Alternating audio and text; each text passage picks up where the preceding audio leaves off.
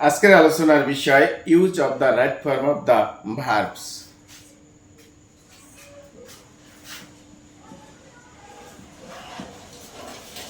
If যুক্ত ক্লোজটি যদি past indefinite tense হয় তবে অপর ক্লোজটি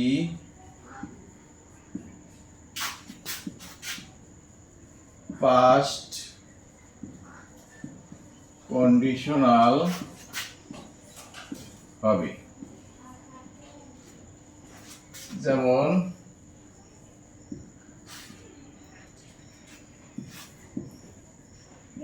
if he came,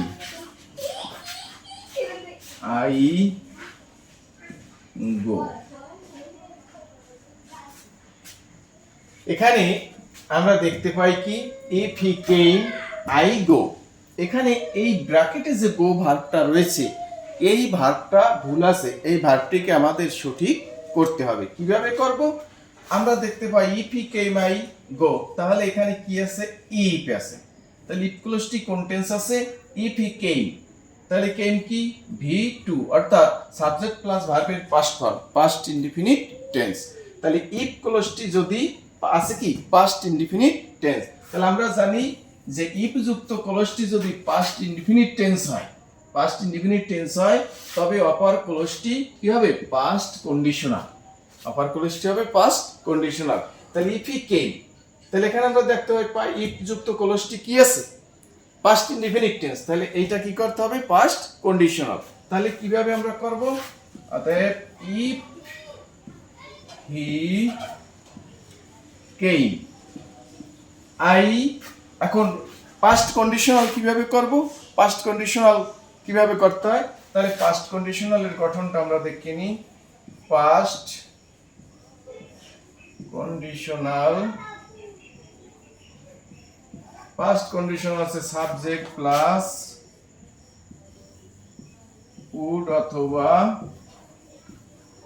অথবা মাইট, তিনটির যে কোনো একটা প্লাস ভার্বের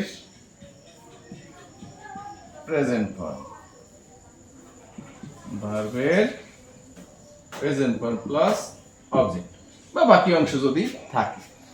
এখন আমরা এখান থেকে if he came, if ক্লোজটি আছে পাস্ট ইনডিফিনিট, পরেরটা করব কি? Past conditional. তাহলে if he came, তাহলে পাস্ট কন্ডিশনাল গঠন কি? সাবজেক্ট বসালাম, সাবজেক্ট আই, তারপর কি? উড অথবা কুড অথবা মাইট, তিনটের যে কোনো একটা বসাতে হবে। উড অথবা কুড অথবা মাইট, তিনটির যে কোনো একটা। তাহলে আমি বসালাম উড। তারপর কি? ভার্বের প্রেজেন্ট ফর্ম, ভার্বের প্রেজেন্ট ফর্ম। তাহলে গো এর প্রেজেন্ট ফর্ম কি? গো। গো এর প্রেজেন্ট ফর্ম কি? Go plus object. এখানে আর নাই, আমরা এখানেই শেষ। তাহলে I would go. If he came, I would go. কারণ আমরা জানলাম ইফ যুক্ত ক্লোজটি যদি পাস্ট ইনডিফিনিট টেন্স হয় তাহলে অপর ক্লোজটি হবে পাস্ট কন্ডিশনাল। পাস্ট কন্ডিশনাল অর্থাৎ সাবজেক্টের পরে উড অথবা কুড অথবা মাইট, তিনটির যে কোনো একটি বসবে এবং মূল ভার্বের প্রেজেন্ট ফর্ম বসাতে হবে। ঠিক if he came, I go.